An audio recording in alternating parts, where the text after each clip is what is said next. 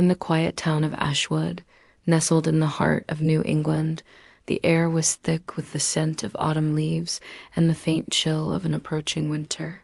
The town was known for its cobblestone streets, historic homes, and a small but thriving community of artists. Among them was Henry Caldwell, a sculptor whose talent had once been the talk of the region.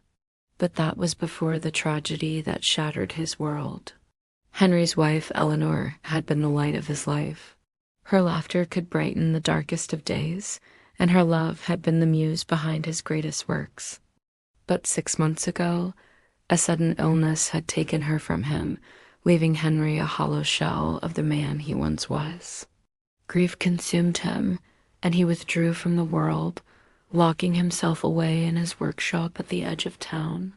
The workshop was a sanctuary of sorts, filled with the tools of his trade, chisels, hammers, and blocks of marble waiting to be shaped. Dust motes danced in the shafts of sunlight that filtered through the windows, and the air was heavy with the scent of stone and wood. In the center of the room stood Henry's latest creation, a life-size statue of Eleanor, carved from the finest white marble.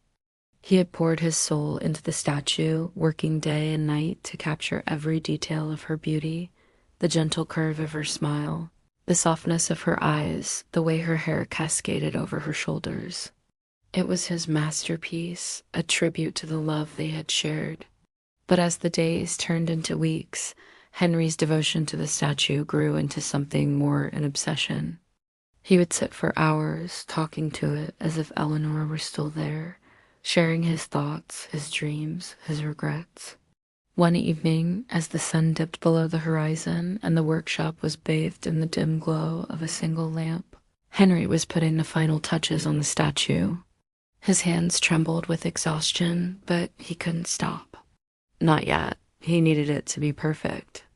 As he smoothed the marble with a delicate touch, a faint whisper broke the silence. Henry froze, his heart skipping a beat. He looked around the room, but there was no one there. The workshop was empty, save for him and the statue. He shook his head, dismissing it as a trick of his weary mind. But then it came again, louder this time, a soft murmur that seemed to echo from the stone itself. Henry. His blood ran cold. The voice was unmistakable. It was Eleanor's, but that was impossible. She was gone, buried in the town cemetery. He stared at the statue, his breath catching in his throat. Henry, why did you leave me? The words were clear now, and they sent a shiver down his spine. He stumbled back, his eyes wide with disbelief. The statue's eyes, once lifeless, seemed to follow him, glinting in the lamplight. Its lips, carved from cold marble, parted slightly, and the voice spoke again. You promised to always be with me, that you left me alone. Henry's mind raced. This couldn't be happening. He was hallucinating, driven to madness by grief and lack of sleep. He rubbed his eyes, willing the nightmare to end. But when he looked again, the statue's head had turned, its gaze fixed on him with an intensity that made his skin crawl. No, he whispered, his voice trembling. This isn't real. But the statue's expression shifted, the marble softening into a look of sorrow and accusation. You abandoned me, Henry. In my darkest hour, you weren't there. The words cut deep, reopening wounds he had tried to bury. Eleanor's illness had come on suddenly, and despite his desperate efforts, he hadn't been able to save her. The guilt had haunted him ever since, but hearing it from her from this thing was too much to bear. He backed away, his heart pounding in his chest. The statue's movements were subtle at first, a slight tilt of the head, a twitch of the fingers. But then, with a sound like cracking stone, it stepped down from its pedestal, its movements jerky and unnatural.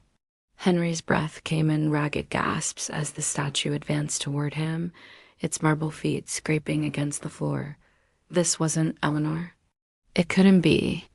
It was something cafeterial's, something born from his grief and obsession, something malevolent. He turned and fled, slamming the workshop door behind him and fumbling with the lock. His hands shook as he secured the bolt, but he knew it wouldn't hold forever.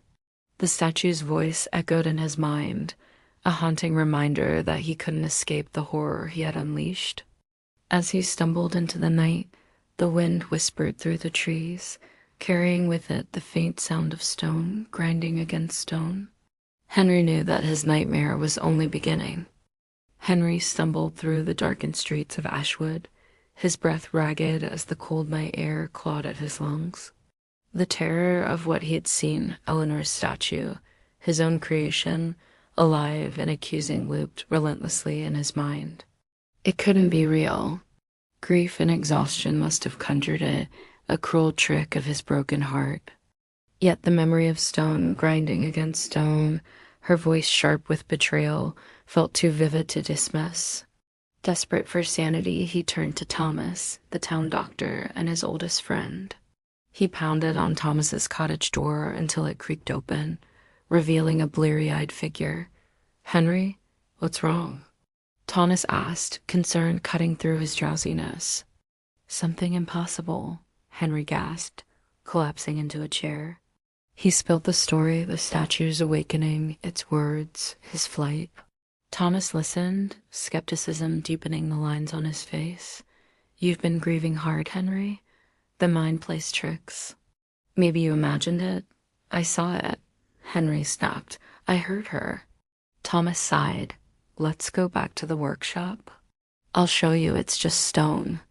Reluctantly, Henry followed. The moonlit streets of Ashwood twisted with shadows as they approached the workshop.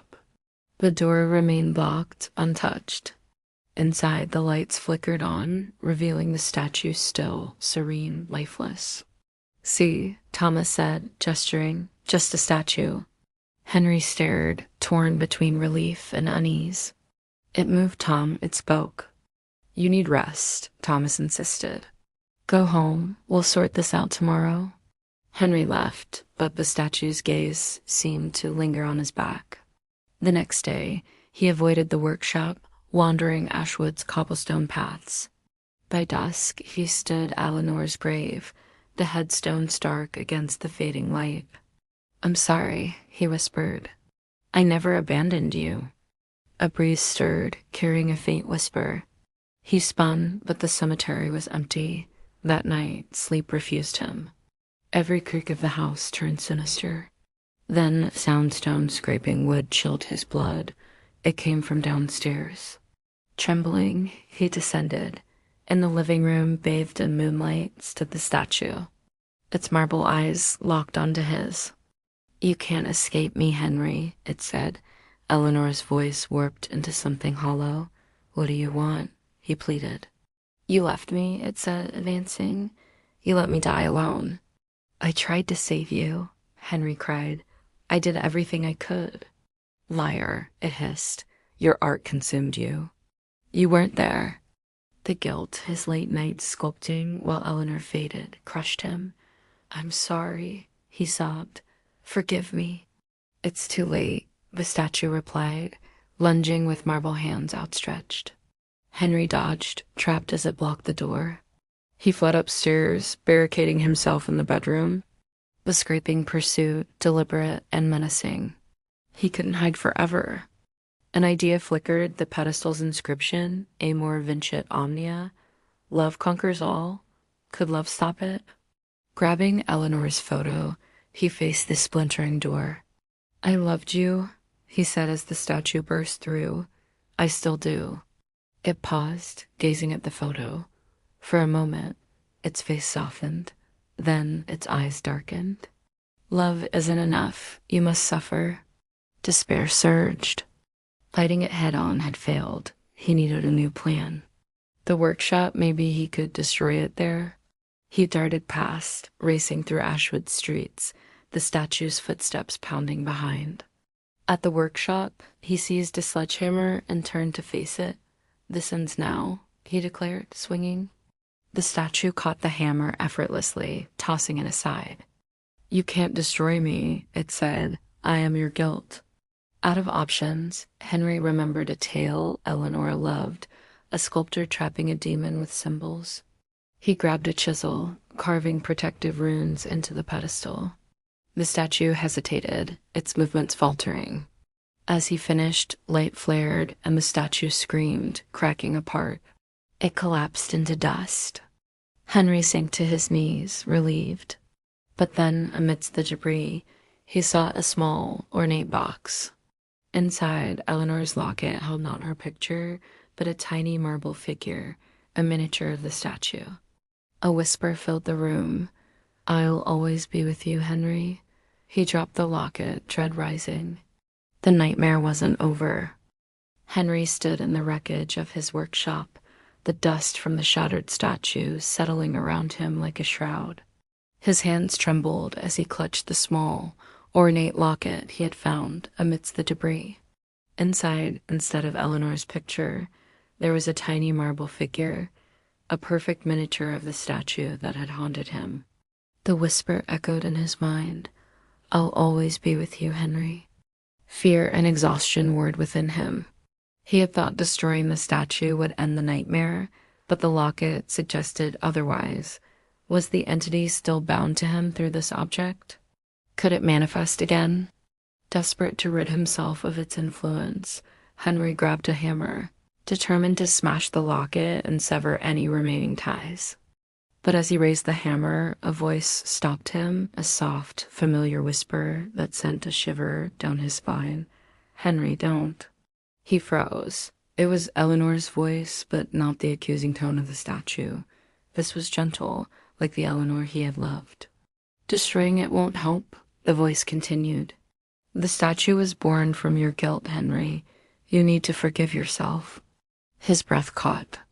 "Eleanor," he whispered, looking around the empty workshop. "Listen to me," the voice urged. "You didn't abandon me. You were there, even when you thought you weren't. Let go of the guilt." Tears welled in Henry's eyes. He had spent months torturing himself over his perceived failures, but hearing Eleanor's voice, so kind, so understanding, cracked something inside him. "I'm so sorry," he choked out. "I should have been better." "You were enough," the voice said. "You always were." Henry lowered the hammer, his resolve wavering. Destroying the locket felt like destroying a piece of Eleanor, and he couldn't bear that. Instead, he decided to face his guilt head-on. Clutching the locket, he left the workshop and made his way to the town cemetery, where Eleanor's grave lay beneath a weeping willow. The air was crisp, the sky a muted gray as he knelt beside the headstone. "I miss you every day," he said, his voice breaking. "I've been so lost without you. I thought the statue was my way of keeping you close, but it became something else, something dark. I'm sorry for everything." As he spoke, a strange warmth spread from the locket in his pocket. He pulled it out and opened it. To his astonishment, the miniature statue's expression had changed. No longer twisted with anger, its face was serene, peaceful like Eleanor at rest. A sense of calm washed over him, as if Eleanor's spirit had truly heard him and granted him forgiveness. For the first time in months, the weight of guilt lifted, and Henry felt a glimmer of hope. That night, he placed the locket on his bedside table and fell into a deep, dreamless sleep. When he awoke, the morning light streamed through the window, and he felt lighter, almost renewed. But as he went about his day, small, inexplicable things began to happen. A chisel in the workshop was moved from its usual spot. A faint whisper brushed past his ear, though the room was empty. And when he glanced at the locket, he could swear the miniature statue's eyes followed him. Henry paused, a mix of hope and uncertainty flickering in his heart. Had he truly laid Eleanor's spirit to rest, or was something still lingering, watching from the shadows? He chose to believe in the peace he had felt, but deep down, he knew the line between love and obsession was thin, and the statue as whisper would always be a part of him.